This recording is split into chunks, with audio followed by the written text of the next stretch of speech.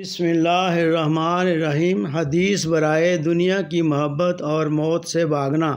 نبی کریم صلی اللہ علیہ وآلہ وسلم کا ارشاد ہے، میری امت پر وہ وقت آنے والا ہے جب دوسری قومیں لقمہ تر سمجھ کر تم پر اس طرح ٹوٹ پڑیں گی جس طرح کھانے والے دسترخوان پر ٹوٹ پڑتے ہیں۔